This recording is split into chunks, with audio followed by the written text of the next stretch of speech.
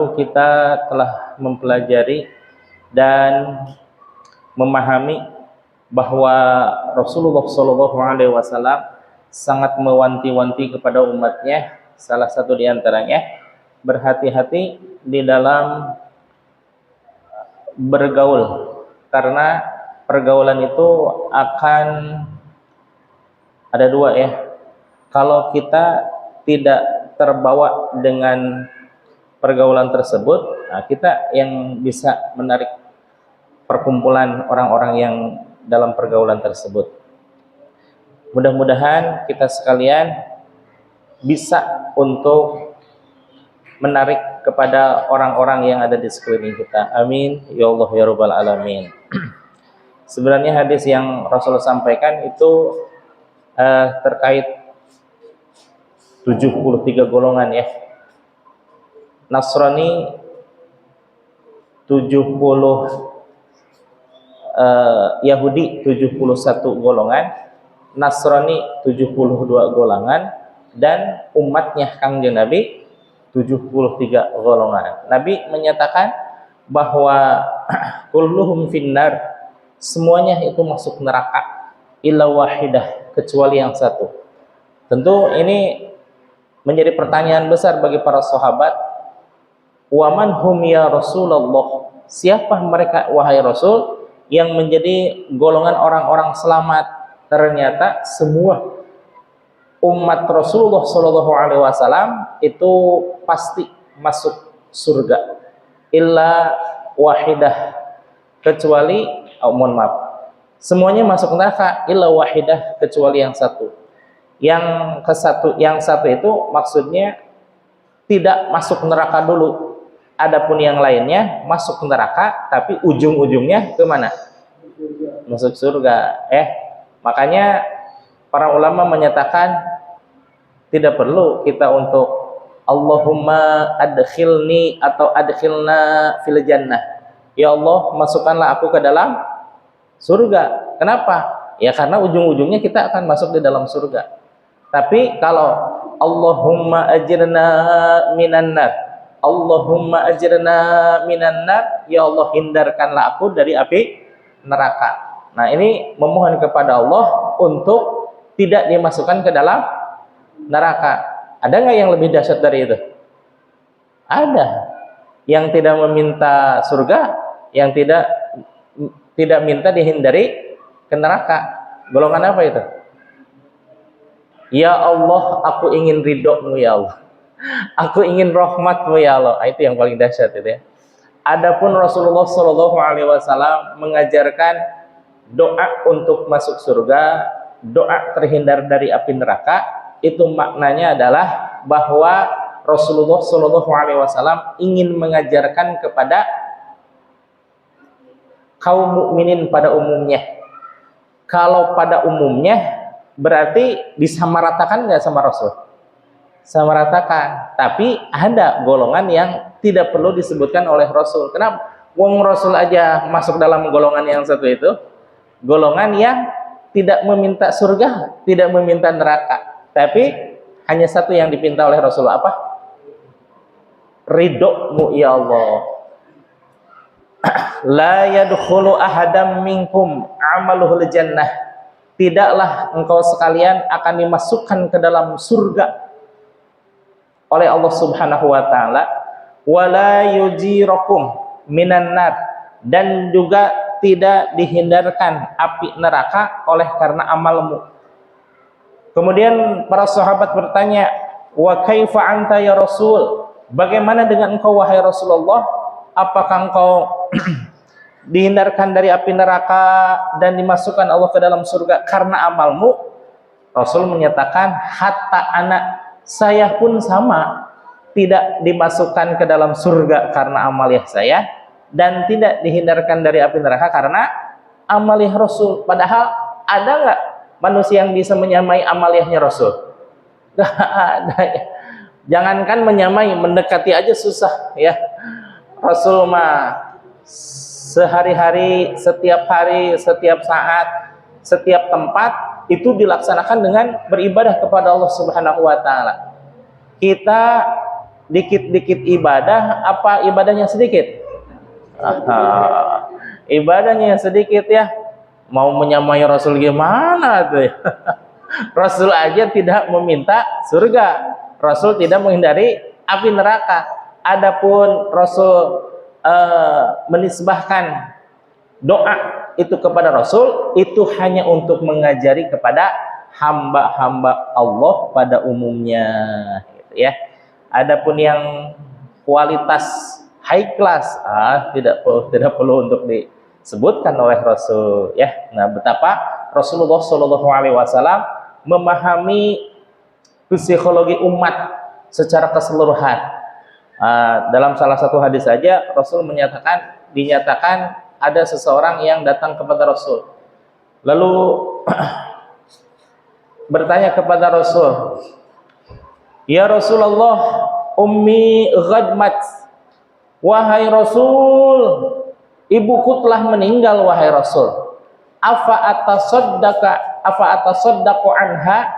Apakah saya boleh bersedekah atas namanya? Naam, tasaddaq, kata Rasulullah sallallahu alaihi wasallam. Ayu a'malin afdalu a'mal wahai Rasul?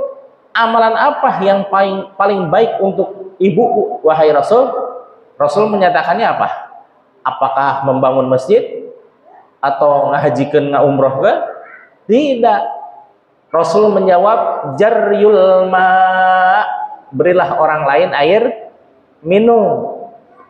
Semua orang bisa nggak memberi air minum? Satu gelas air mineral bisa? Yang jawab semuanya. Bisa nggak setiap orang memberi air minum? Nyatanya nggak ada sekarang.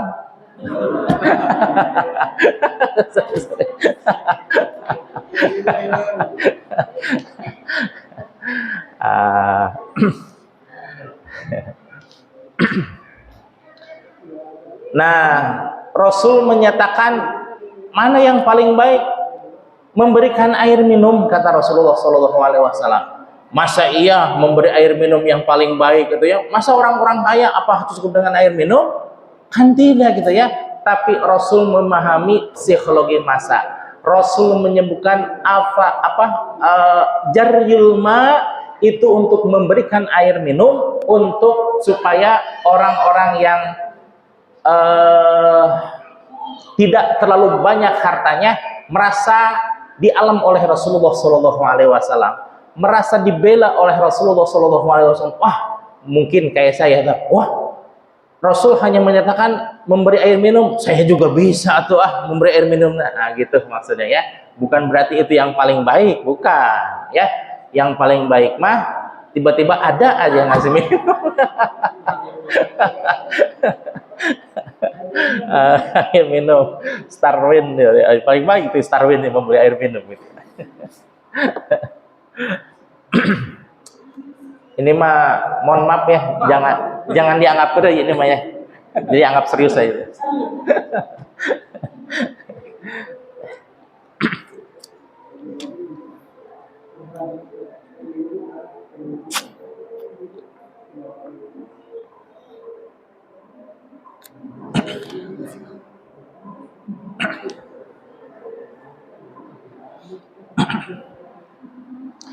Baik, kemarin kita pun telah mengkaji surah Az-Zariyat ayat 66, ayat 56, bahwa Allah Subhanahu wa taala berfirman di dalam Az-Zariyat ayat 56, "Wa ma khalaqatul jinna wal insa illa liya'budun."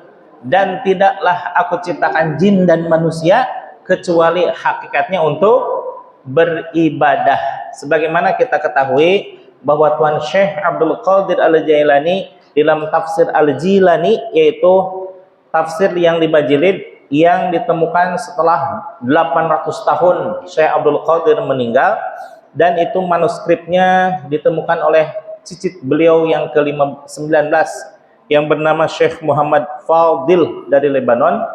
Ditemukannya di mana? Apakah di Madinah? Bukan. Apakah di Mekah? Juga bukan. Atau apakah tersimpan di Baghdad, kota kelahiran dan kota meninggalnya Syekh Abdul Qadir? Tidak. justru ditemukannya di perpustakaan Vatikan Yunani. Oh, luar biasa tuh ya. Nah, orang Vatikan ketika menemukan manuskrip tersebut disimpan baik-baik. Tapi karena mereka jujur tentang keilmuan, ini kalau seandainya jatuh ke tangan umat Islam, gempar umat Islam gitu ya. Karena dahsyatnya isi dari penafsiran Tuan Syekh Abdul Qadir Al-Jailani.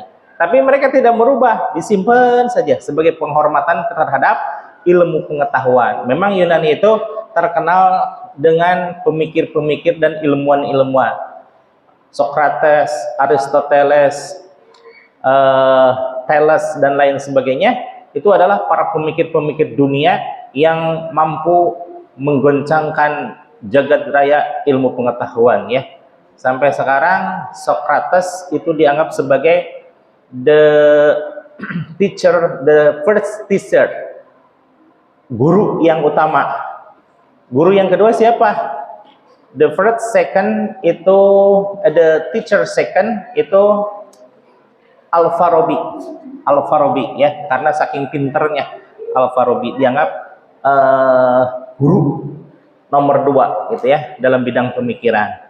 Nah, salah satu diantaranya bahwa tafsir Al-Jailani ditemukan justru di perpustakaan Vatikan Yunani.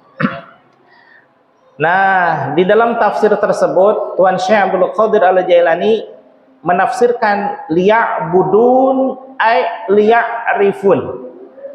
Beribadah di situ maksudnya adalah ay liya'rifun, mengenal Allah, memahami bagaimana kaifiyah tata cara beribadah kepada Allah Subhanahu wa taala. Maka sebagai penjelasannya, faman lam ya'rifhu fa kaifa ya'buduhu. Nah, ini salah satu alasan Tuan Syekh menafsirkan ayat ya'budun itu dengan alasan bagaimana mungkin seseorang akan beribadah kepada Allah kalau dia sendiri tidak mengenal Allah. Maka oleh Syekh Ibnu Ruslan dinyatakan bahwa awwalu wajibin 'alal insan ma'rifatul ilahi bistiqon, bahwa yang pertama kali wajib dikenal oleh manusia secara umum adalah mengenal Allah dengan seyakin-yakinnya. Ibu mungkin masih ingat ya, ketika bayi kita lahir ke alam dunia, apa yang dilakukan? Ya, bayinya nangis. Kalau yang dilakukan oleh orang yang sekitarnya, azan dan iqomah. Azan sebelah kanan, iqomah sebelah kiri. Itu terdengar nggak sama bayinya? Belum berfungsi. Pendengaran belum berfungsi, penglihatan belum berfungsi, rasa belum berfungsi. Satu-satunya yang berfungsi apa? Kolbu ibu. Maka diharapkan ketika bayi baru lahir, yang pertama kali didengar, dirasa dan juga diindrai oleh bayi itu adalah lafaz Allah. Allahu akbar, Allahu akbar, Allahu akbar, Allahu akbar. Bayi udah bisa sholat belum? Belum, mendengarkan aja belum gitu ya. Tapi kolbunya mengetahui bahwa itu adalah kalimat tauhid.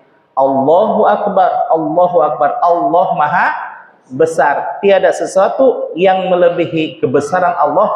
Maka Allah dikatakan sebagai esa. Esa adalah tunggal. Tunggal itu adalah wahid. Jadi wahada yuwahidu tauhidan, mentauhidkan Allah Subhanahu wa taala sebelum segala sesuatu masuk ke dalam pendengaran bayi, masuk ke dalam penglihatan bayi gitu ya. Seperti halnya kertas kosong, kalau belum ada coretan apa-apa, bersihnya semuanya itu kertas, bersih ya. Tapi kalau ada coretan A, B, C, D dan seluruhnya, di dalamnya ada lafaz Allahu akbar, maka yang tercetak jelas itu adalah lafaz tauhid gitu ya. Maka alhamdulillah wa syukurillah, bahwa di dalam syariat Islam ada pembacaan azan dan pembacaan iqamah bukan untuk menyuruh sholat, bukan. Itu untuk menggugah nurani si bayi supaya apa yang pertama kali dia dengar, yang pertama dia rasakan adalah kalimat tauhid. Bisa dipahami Bapak Ibu ya? Nah, itu ya. Kemudian fal ma'rifatu innama tahsulu bikashfil hijab, bahwa dengan ma'rifah itu bisa menghasilkan terbukanya hijab. Ma'rifah, mengenal Allah. Maka mengenal di sini ada mengenal asma, ada mengenal sifat, ada mengenal af'al, ada mengenal zat. Ya, sekali lagi. Ma'rifat di sini ada berapa? Ada 4 ya. Ma'rifat, asma, mengenal nama. Kedua, ma'rifat, sifat, mengenal sifat-sifatnya Allah. Yang ketiga, ma'rifatul af'al, mengenal perbuatan Allah. Yang ketiga, ma'rifatul zat, yang memahami tentang zat Allah Subhanahu wa taala. Teka arti cenah Mang Qadar. Saya ilustrasikan ya. Ada suatu tempat dihuni oleh 4 orang. Yang pertama namanya Ujang. Yang kedua namanya Asep. Yang ketiga namanya Udin. Yang keempat namanya Encep. Encep ya, Encep. Kan nggak ada di sini namanya ya. Di sini nggak ada. Makanya saya pilih. Yang pertama kata Pak Kiainya, Jang, dia Jang. Iya, ada Pak Kiai. Katanya di desa tetangga ada yang namanya Neng, cantik katanya. Oh iya Pak Kiai, saya pun mendengar. Orang sini menyebutkan cantik, orang sana menyebutkan cantik. Ente tahu nggak Jang orangnya? Oh, belum Kiai katanya, karena belum pernah mengenalnya dan belum pernah ketemu orangnya, tapi tahu sifatnya. Bahwa namanya Neng, itu ya. Nah, si Neng itu terkenal karena kecantikannya. Yang kedua, Asep. Sep, gimana? Katanya di negeri tetangga, di desa tetangga ada orang cantik yang namanya Neng. Oh betul Kiai. Wah, itu selain Neng itu cantik, dia kesenangannya memakai wangi-wangian katanya. Jadi kalau berdekatan sedikit pun limte makan tercium wanginya katanya. Itu namanya ma'rifat sifat. Karena sifatnya bagaimana? Senang memakai harum-haruman. Yang ketiga adalah Udin. Din, kamu tahu yang namanya Neng? Tahu atau Kiai? Kenapa? Saya pernah ketemu sama orangnya, kemudian mengantar teman saya dan saya itu disuguhi kopi. Wih, kopinya mantap Pak Kiai katanya. Kopiku kental, musikku keras. Itulah rock and roll. Yang terakhir siapa? Asep, Encep. Cep, tahu nggak yang namanya Neng? Tahu Kiai. Katanya suka wangi-wangian. Wah, betul Pak Kiai, tiada hari tanpa wangi katanya. Dan juga katanya kopinya enak betul, Cep katanya. Betul Kiai. Lalu apalagi yang ente tahu katanya? Wah, saya tahu segala-galanya Pak Kiai. Emang kenapa? Itu bekas istri saya Pak Kiai. Kira-kira yang lebih tahu tentang Neng siapa di antara 4 orang nih? Encep ya.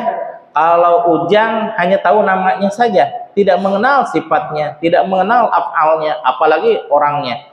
Yang kedua, Asep. Asep ini kenal sifatnya karena pernah berdekatan dengan orangnya, senang wangi-wangian. Yang ketiga, Udin. Udin ini pernah merasakan kopi racikan Neng. Kental luar biasa, manis katanya. Dan yang terakhir, yang tahu segala-galanya siapa? Encep, karena itu adalah Ya, bekas istrinya gitu ya, karena wah tahu semuanya. Itulah orang-orang yang bermakrifat. Ada yang orang yang hanya mengenal Allah saja. Allah itu Tuhan, Tuhan itu Allah, hanya tahuannya segitu aja, tidak berusaha untuk mengetahui lebih dalam lagi. Yang kedua, ada orang-orang yang mengetahui sifat Allah. Bagaimana itu sifat Allah? Sifat Allah Jamal, sifat Allah Qahar, sifat Allah Yuhyi wa Yumit, sifat Allah Gagah, sifat Allah tadi apa? Yuhyi wa Yumit, menghidupkan dan mematikan. Itu adalah sifat Allah. Tahu bahwa yang mematikan ini adalah siapa? Allah. Yang menghidupkan siapa? Allah. Dia juga tahu, tapi belum tahu sedalam-dalamnya. Ada juga orang yang lebih dalam lagi pengetahuannya tentang Allah, yaitu dengan mengetahui af'aliyahnya, perbuatan-perbuatan Allah. Allah menciptakan langit, menciptakan cahaya, menciptakan air hujan, menciptakan tanah dan lain sebagainya. Itu adalah perbuatan Allah, af'al Allah yang sangat bermanfaat bagi kehidupan umat manusia. Ada lagi yang faham sedalam-dalamnya. Siapa itu? Orang-orang yang bermakrifat, orang-orang yang berusaha mengenal Allah lebih dalam lagi. Tidak hanya cukup dengan mengenal namanya, tidak hanya cukup dengan mengenal sifatnya, tidak hanya cukup dengan mengenal af'alnya, tapi berusaha untuk mengetahui, memahami bagaimana zat Allah Subhanahu wa taala. Bahwa nanti di akhirat nanti, di dalam hadis dikatakan innallaha jannatun, bahwa sesungguhnya Allah Subhanahu wa taala memiliki surga, la fiha hurun wala qusurun. Di dalamnya tidak ada kesenangan, tidak ada apa tuh namanya? Tidak ada istana wala jinan, tidak ada kesenangan, tidak ada bidadari, wala asalun, tidak ada madu, wala labanun, tidak ada susu. Dan itu adalah perwakilan dari kenikmatan-kenikmatan sebangsa materi. Tapi Allah memiliki surga yang semuanya tidak ada, semua kenikmatan tidak ada, illa yanzuru binurid, yanzuru biwajhillah. Hanya satu kesenangannya, apa itu? Memandang wajah Allah. Wajah Allah ini kalau di dunia diartikan sebagai keriduan Allah. Di dalam apa tuh namanya? Taraweh. Apa tuh doanya?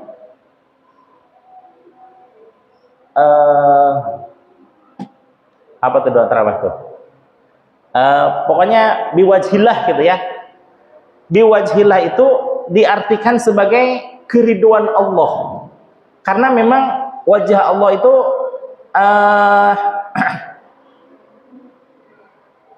tidak bisa dimaknai secara hakiki di alam dunia ini, hanya sebatas majazi saja ya. Maka dilafadzkan wajhillah dengan makna keriduan Allah Subhanahu wa taala ya.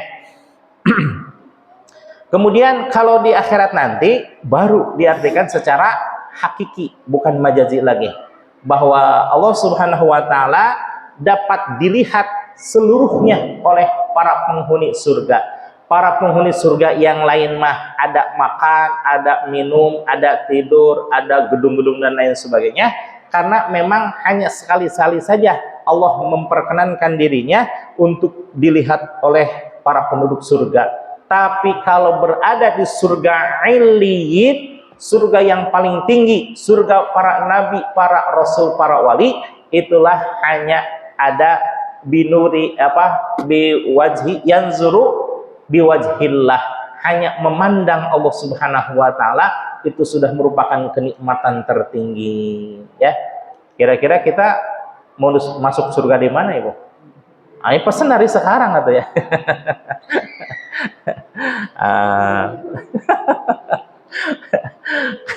Di alam dunia aja dengan kita memesan apa booking seat ya, ibadah haji, kemudian booking rumah dan lain sebagainya berdasarkan tipe-tipe ya.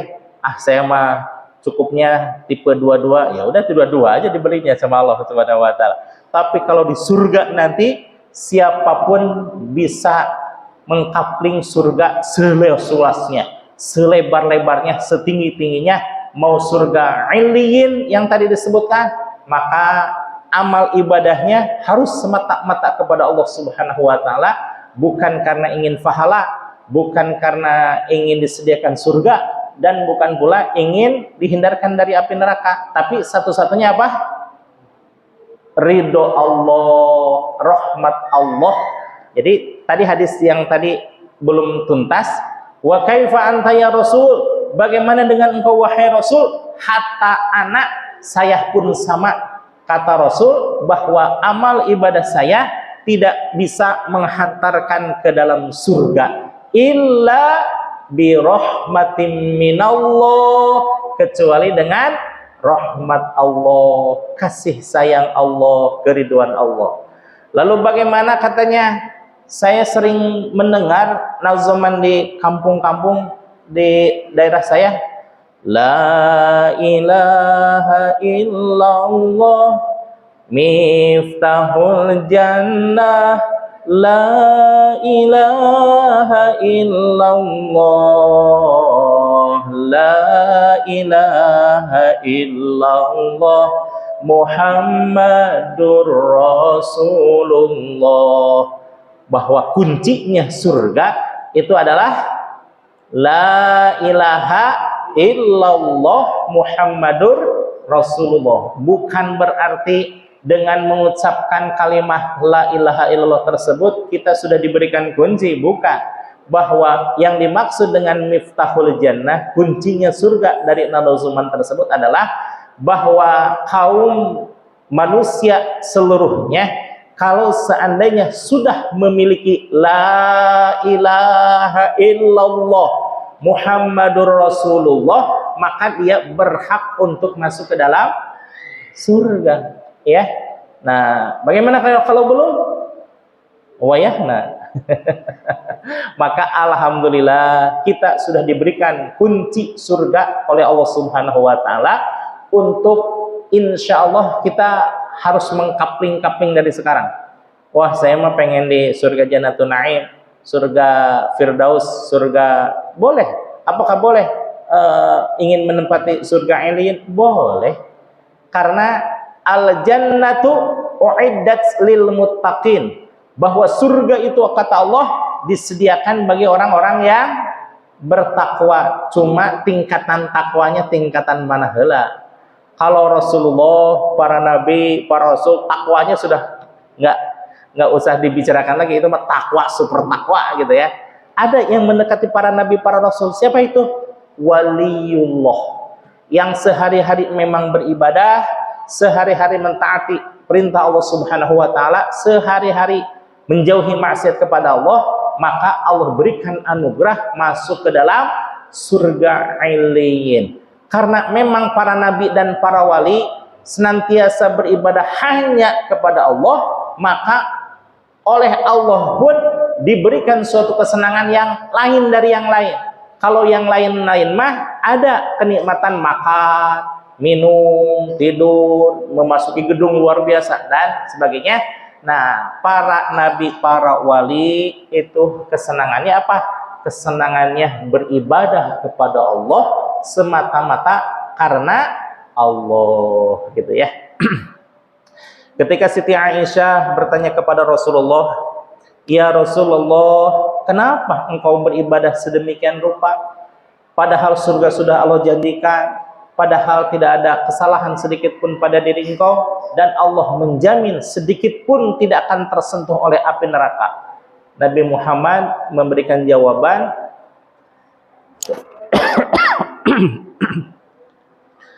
afala takuna an akuna minasyakirin.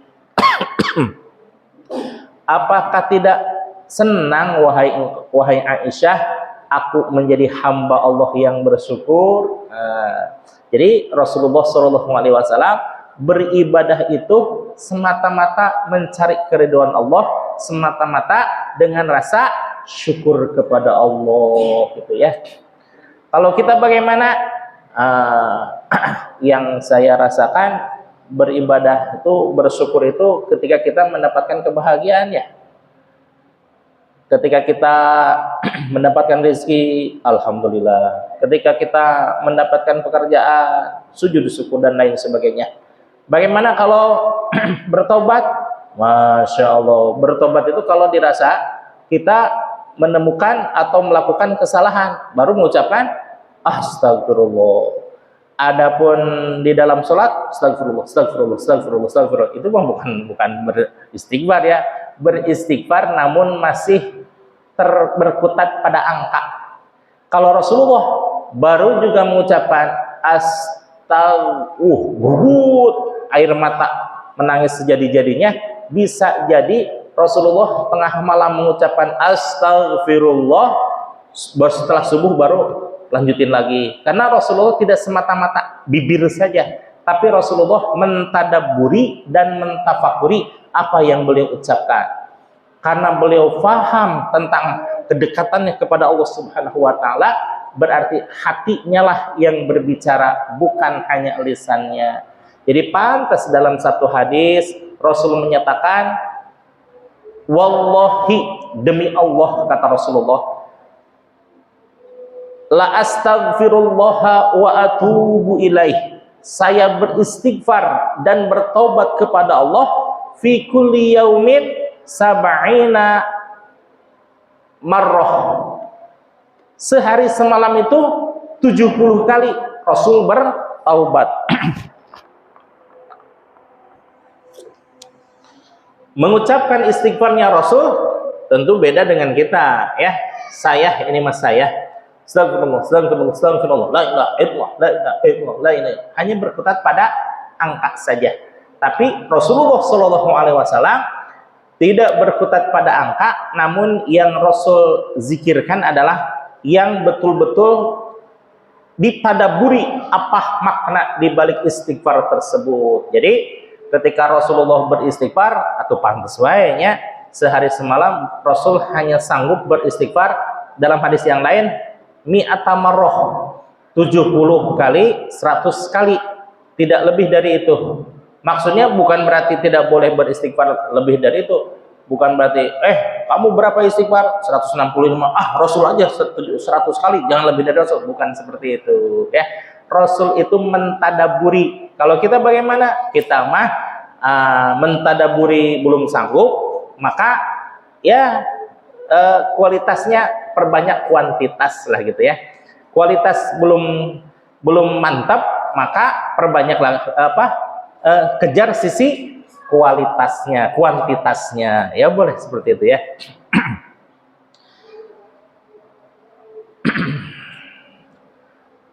Tahsulu bikashfil hijab, menghasilkan terbukanya hijab, bahwa Allah Subhanahu wa taala tidak pernah menghijab dirinya sendiri. Yang menghijab, terhijabnya itu karena Allah menghijab dirinya, atau karena kita terhijab oleh perbuatan kita sendiri? Perbuatan kita sendiri ya. Seperti halnya orang yang sakit mata, sakit mata gitu ya. Kan ada apa itu namanya? Cileh, kecil-kecil geleh ya gitu ya. Pas lihat ke pagi-pagi, mana ini matahari kok nggak bersinar? Bukan nggak bersinar, justru kehalangan kok cileh gitu ya. Atau pakai kacamata hitam. Mana ini gelapnya, kayaknya mau hujan nih. Pas dibuka katanya, bening. Silau dengan sinar itu ya. Nah, itu berarti matahari saja tidak pernah menghijab dirinya untuk memancarkan cahaya, apalagi Allah Subhanahu wa taala tidak pernah menghijab dirinya untuk memancarkan hidayah kepada setiap orang. Setiap orang yang pada hakikatnya adalah untuk kembali kepada Allah Subhanahu wa taala, walaupun pada dasarnya inna lillahi, kita semuanya milik Allah Subhanahu wa taala, dan akan kembali kepada Allah Subhanahu wa taala dengan mempertanggungjawabkan amaliyah masing-masing. Ada yang tersesat, ada yang terlupa, ada yang tidak tahu bagaimana jalan untuk kembali. Namun alhamdulillah kita mah diperkenankan dan ditakdirkan oleh Allah Subhanahu wa taala bertemu dengan orang-orang yang orang-orang itu saling mengingatkan untuk kembali kepada jalan Allah gitu ya. Nah, mudah-mudahan insya Allah selamanya dan semuanya kita berada dalam hidayah Allah Subhanahu wa taala, sehingga ketika kita meninggal nanti meninggal dengan cara husnul khatimah, bukan dengan cara su'ul khatimah. Husnul khatimah artinya apa? Pengakhiran yang baik. Husnun baik, khatimah penutupan, pengakhiran. Jadi husnul khatimah, justru semua orang pasti akan meninggal. Kullu nafsin dha'iqatul maut. Namun yang sebaik-baiknya meninggal adalah yang husnul khatimah, meninggal dalam keadaan iman, membawa Islam dan membawa ihsan. Bagaimana kalau yang tidak membawa iman, Islam dan ihsan? Subhanallah ya. Jangankan orang yang tidak membawa tiga hal tersebut, orang yang sudah iman, Islam, ihsan pun di akhir hayatnya akan digoda oleh setan sebanyak 400 setan berkumpul semuanya menggoda itu orang yang sedang sakaratul maut, menyerupakan orang-orang yang dicintainya, apakah menyerupai istrinya ataukah suaminya ataukah anaknya, ayahnya, cucunya dan lain sebagainya, untuk menggoda biar orang tersebut coplok keimanannya. Apa itu coplok? Copot keimanannya gitu ya. Nah, si setan yang akan tertawa-tawa sendiri, orang ini udah lepas nih keimanannya, tinggal menjadi teman saya nanti di neraka katanya. Oh, udah ya.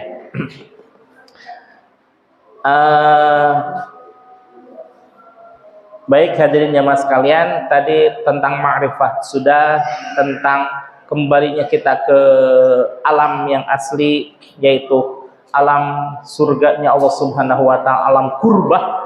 Yang am itu jannah, yang khos itu kurbah. Insyaallah akan dipertajam lagi minggu yang pekan yang akan datang ya. Demikian, terima kasih.